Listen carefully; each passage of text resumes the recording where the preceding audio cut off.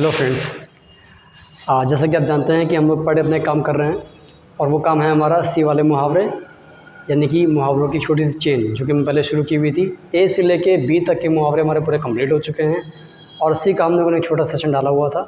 आज हम क्या करने वाले हैं, आज हम लोग सी वाले मुहावरों का सेकंड सेशन करने वाले हैं। ठीक है, कोई बात नहीं। नंबर फर्स्ट में एक मुहावरा लिखा हमारे सामने, रब द शोल्डर्स विद। देखिए, इसको देखने से पहले आप मेरी बात को ध्यान से सुनिएगा। रब द शोल्डर्स विद, आप अगर देखें तो किसी इंसान से कंधे रगड़ना, ऐसा अर्थ निकल रहा है। कंधे रगड़ने का मतलब ये होगा किसी इंसान के साथ उठना बैठना, स्पेशली अपने से बड़े तबके के लोगों के साथ में या अमीर लोगों के साथ में उठना बैठना, क्योंकि आपको लगता है कि उनसे आपको कोई काम बनेगा या उनके साथ उठने बैठने से आपका जो स्तर है वो थोड़ा सा ऊंचा हो जाएगा। लोग आपको ध्यान से ज़्यादा देखेंगे, आपको ध्यान से सुनेंगे।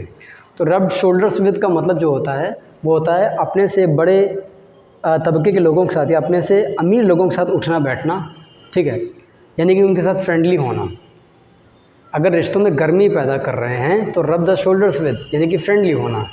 इसी का ठीक उल्टा कर दीजिए, शो कोल्ड शोल्डर, किसी इंसान के साथ में ठंडा व्यवहार करना, रूखा बर्ताव करना। देखिए, शो कोल्ड शोल्डर, रूखा बर्ताव करना। किसी इंसान के साथ में अनफ्रेंडली होना, ज़्यादा गर्मी जो है रिश्तों में गर्मी ना दिखाना, रिश्तों में बहुत ज़्यादा ठंडापन दिखाना। तो आज हम लोगों ने दो मुहावरे किए हुए हैं दोस्तों। पहला हमारे सामने लिखा हुआ है रब शोल्डर्स विद, फ्रेंडली होना। दूसरा मुहावरे में लिखा हुआ है शो कोल्ड शोल्डर, अनफ्रेंडली होना या किसी इंसान से रूखा बर्ताव करना। अब देखिए, ज़रा ध्यान से देखिएगा। जब हम किसी इंसान से रूखा बर्ताव करते हैं तो रूखा बर्ताव करने को इंग्लिश में बोलते हैं स्नब। स्पेलिंग ध्यान से सुनिएगा, SNUB, स्नब। स्नब माने क्या होता है? रूखा बर्ताव करना। रब शोल्डर्स विद माने क्या हुआ? किसी इंसान के साथ फ्रेंडली होना, to be friendly with someone. Simple सी बात है, किसी के साथ फ्रेंडली होना रब शोल्डर्स विद, अनफ्रेंडली होना शो कोल्ड शोल्डर। फ्रेंडली होना रब शोल्डर्स विद, अनफ्रेंडली होना शो कोल्ड शोल्डर। आजकल राजेश मुझसे रूखा बर्ताव करता है, Rajesh is showing me cold shoulder. आजकल राजेश को उठना बैठना अंबानी के साथ में है, तो Rajesh is rubbing shoulders with Ambani these days. है बच्चों, तो रब शोल्डर्स विद मतलब क्या हो जाएगा? फ्रेंडली होना। और शो कोल्ड शोल्डर बताइए क्या हो जाएगा? अनफ्रेंडली होना। अब बात करते हैं नंबर थर्ड की, च्यू की। च्यू का मतलब देखिए, ये मुहावरा अगर याद नहीं भी करते हैं तभी चल जाएगा, क्योंकि च्यू माने वैसे चबाना होता है और च्यू के साथ अगर आपने ओवर लगा दिया तो च्यू ओवर का मतलब किसी विषय पर बैठकर बहुत ध्यान से चिंतन करना, बहुत देर तक सोचते रहना कि उसका सल्यूशन कैसे निकलेगा। तो च्यू द कट का मतलब क्या हो जाएगा? किसी विषय पर गहराई से सोचना। यानी अगर च्यू ओवर भी कहते हैं तो आप ऐसे याद कर लीजिए कि च्यू माने चबाना और च्यू माने किसी विषय पर ध्यान से सोचना। प्रेपोजिशन ओवर लगाएंगे और ये मुहावरा भी अपने आप में वही अर्थ देगा, च्यू द कट, किसी विषय पर ध्यान से सोचना या चिंतन करना।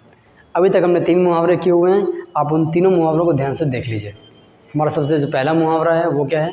हमारा सबसे पहला मुहावरा है बेटा, रब शोल्डर्स विद, फ्रेंडली होना, शो कोल्ड शोल्डर, अनफ्रेंडली होना, और च्यू द कट, किसी विषय पर गहराई से चिंतन करना। ठीक है, या च्यू ओवर कह सकते हैं। बात करें नंबर चौथे की, नंबर 4 पे लिखा हुआ है स्टैंड स्टिल। ठीक, पहले तो आप ये शब्द समझ लीजिए, ये शब्द क्या है। अकेले स्टिल को लिखिए कॉपी में, शांत, ठहरा हुआ। शांत जैसे कि ठहरा हुआ पानी, तो स्टिल वाटर, वही चीज़ स्टैंड स्टिल है। स्टैंड स्टिल का मतलब क्या हुआ? बिल्कुल शांत, ठहरा हुआ, निष्क्रिय, जिसमें कोई गति नहीं हो रही। आपकी लाइफ जब ऐसी स्टेज पर आ जाती है जब कहीं पर कोई गति ना हो, कोई प्रोग्रेस ना हो, ज़िंदगी बिल्कुल ठहर से गई है, ना नीचे जा रही है ना ऊपर जा रही है, तो इसको इंग्लिश में क्या बोलते हैं? Come to stand still. जो बच्चे मेरा ये लेक्चर देख रहे हैं, इस पर एक एग्जाम्पल लिख लीजिए, माई लाइफ या his life has come to a standstill. यानी उसकी ज़िंदगी ऐसी स्टेज पर आ गई है जिसमें कोई मूवमेंट नहीं आ रहा। कभी कभी एग्ज़ाम में क्या करते हैं? To make no progress, to make no progress, इसका पर्यायवाची यानी कि ऑप्शन दे देते हैं। ठीक है, तो कम टू स्टैंड स्टिल, बिल्कुल ऐसी अवस्था में आना जिसमें कोई तरक्की ना हो। 5वीं की बात कर रहे हैं, कास्ट एस्पर्जन। एस्पर्जन का मतलब होता है किसी इंसान पर लांछन लगाना। तो सिंपल सी बात है, लांछन लगाना हो जाएगा to blame someone, to blame someone. अब देखिए, कास्ट एस्पर्जन माने किसी इंसान पर लांछन लगाना, ठीक है।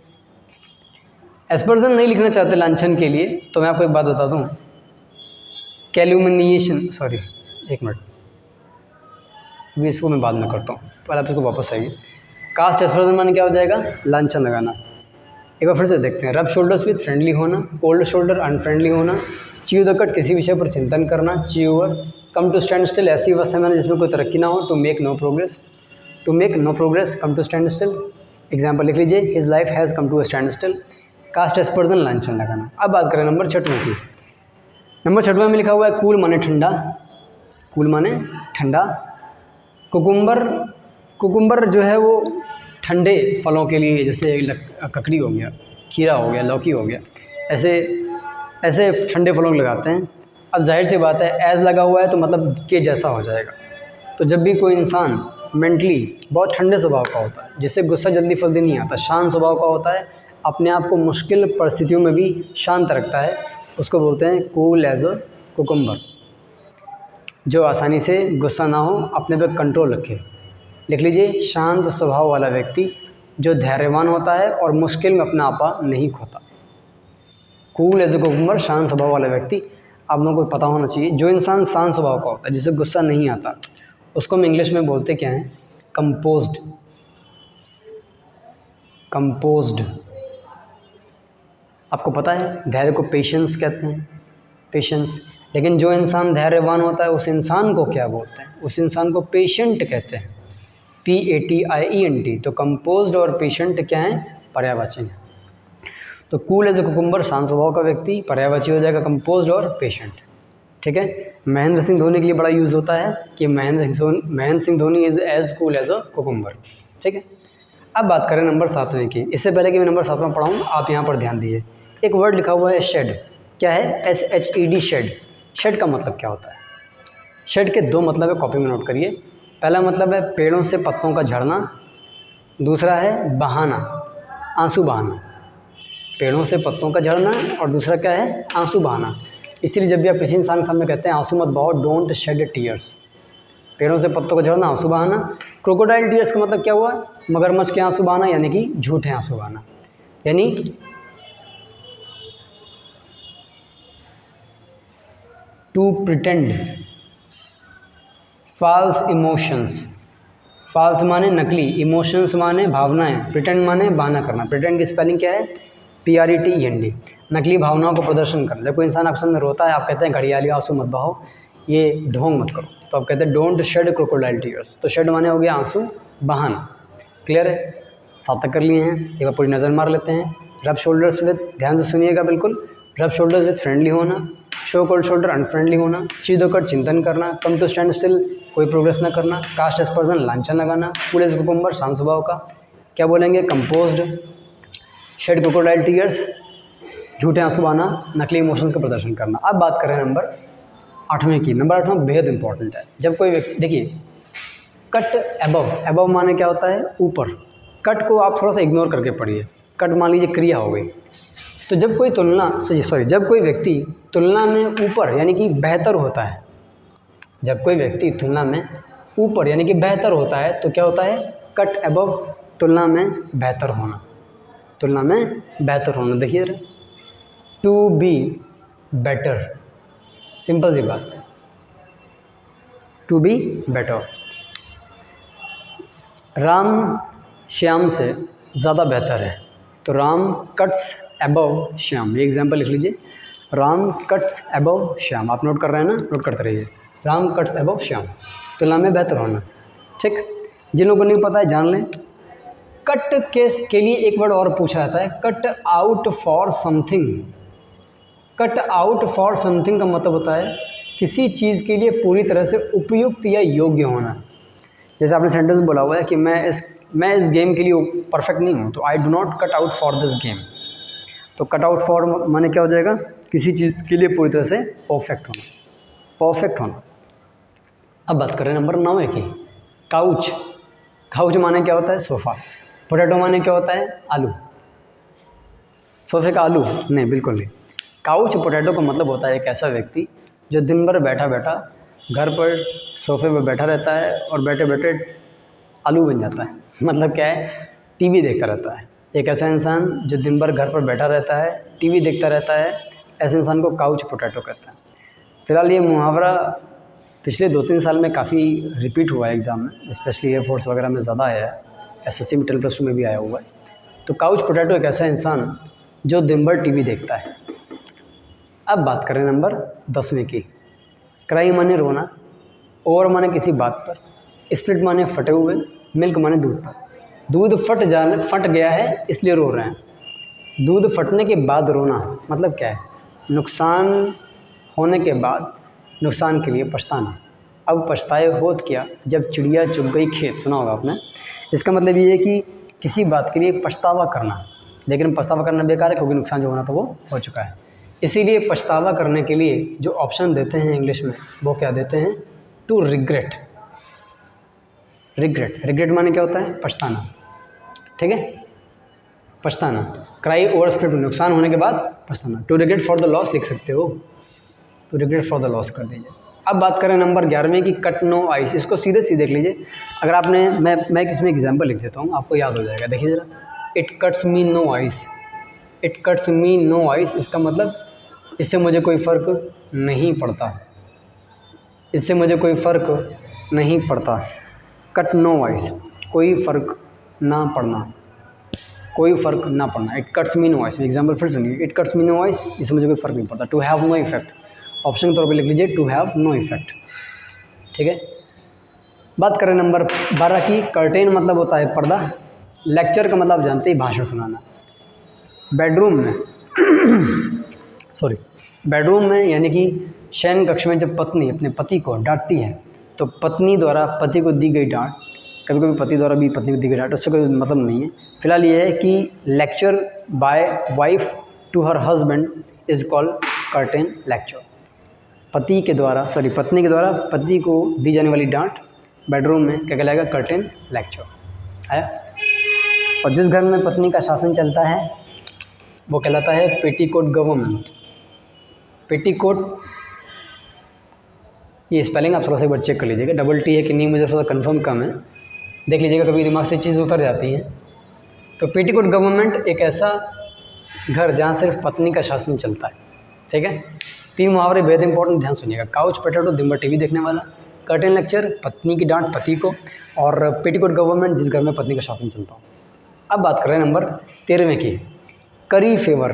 करी खिला पिलाकर, कोई चीज़ खिला पिलाकर जब आप किसी इंसान का मन जीतने की कोशिश करते हैं, चापलूसी करने की कोशिश करते हैं, उस इंसान का काम करते हैं, तो उसको बोलते हैं करी फेवर। इसको आप सीधे लिख लीजिए, चापलूसी करके मनचाहा काम निकलवा लेना, यानी कि टू फ्लैटर। चापलूसी करके मनचाहा काम निकलवा लेना, करी फेवर। फेवर का मतलब वैसे एहसान होता है, एहसान। एक तो पक्ष भी होता है फेवर करना किसी इंसान को, एक होता है एहसान। जैसे आप कहते हैं ना, मुझ पर एक एहसान करो, तो डू मी अ फेवर। क्या बोलेंगे, डू मी अ फेवर। तो किसी इंसान पर चापलूसी करके मनचाहा काम करवाना क्या हो जाएगा, करी फेवर। नंबर 14वां, आप ये समझ लीजिए, ये बहुत बड़े बड़े एग्जाम्स में भी आता है, बहुत अच्छे एग्जाम सीजन वगैरह में भी आता है ये एग्ज़ाम में। कुक समन्स गूज जो है, इसका मतलब होता है कि आपने किसी की बनी बनाई योजना को बर्बाद कर दिया। ध्यान से सुनिए, याद हो जाएगा। कुक समन्स गूज, किसी की बनी बनाई योजना बर्बाद करना। ठीक है, किसी का प्लान असफल करना। अगर आपका प्लान असफल हो गया है तो कम अ क्रॉपर लगा सकते हैं। इसका मतलब होता है असफलता मिलना। My plan came come as a cropper, came a cropper, मतलब क्या हो जाएगा, असफल हो जाना। कुक समन्स गूज, योजना बर्बाद करना, और कम अ क्रॉपर, बर्बाद होना, क्रॉपर। बताइए, तो आज हमने 14 मुहावरे पढ़ लिए हुए हैं। एक बार पूरा इसको ध्यान से पढ़ते हैं। अब आप मेरे साथ साथ इन सारे मुहावरों को रिवाइज़ कीजिएगा।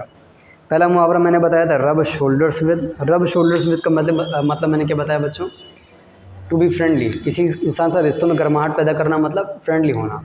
शो कोल्ड शोल्डर, अनफ्रेंडली होना। च्यू द कड, च्यू माने चबाना, च्यू माने चिंतन करना। कम टू स्टैंड स्टिल, ऐसी अवस्था में पहुंचना जहाँ से कोई तरक्की ना हो। कास्ट एस्पर्जन, लांछन लगाना। कूल एज ए कुकुम्बर, इसका मतलब क्या हो जाएगा, शांत स्वभाव का व्यक्ति। अब बताइए शांत स्वभाव के व्यक्ति क्या बोलते हैं? कंपोज्ड बाय नेचर यानी कि patient by nature. Shed crocodile tears, झूठे आंसू बहाना यानी कि नकली इमोशंस का प्रदर्शन करना। कट अबाउट तुलना में बेहतर होना, कट आउट फॉर समथिंग किसी चीज़ के लिए योग्य होना, ये प्लीज़ ज़रूर लिख लीजिएगा। काउच पोटैटो दिन भर टीवी देखने वाला। क्राई ओवर स्प्लिट मिल्क, पछताना नुकसान के बाद में। कट नॉइज, कोई फ़र्क नहीं पड़ता। कर्टेन लेक्चर, पत्नी की डांट पति को। करी फेवर, चापलूसी करके मनचाहा काम निकलवाना। कुछ किसी की योजना को बर्बाद करना, जिसको इंग्लिश में बोलते हैं कम अ क्रॉपर। असफल होना, असफल करना, योजना बर्बाद करना, योजना बर्बाद होना। क्लियर हो गया? तो आज हम लोगों ने ये 15 मुहावरे दोस्तों 14 मुहावरे पढ़ लिए, 14 के 15 ही हो गए लगभग। इन सारे मुहावरों को रिवाइज़ कीजिएगा। हमारे ए वाले, बी वाले, सी वाले तीनों मुहावरे हो गए हैं। तीनों को अच्छे से पढ़िएगा और ईश्वर ने चाहा तो हम लोग जो भी एग्ज़ाम देंगे उसमें जो मुहावरे आएंगे हमारे पूरे पढ़े हुए फंसेंगे आएंगे एग्ज़ाम में। आप इनको परेशान मत होइए।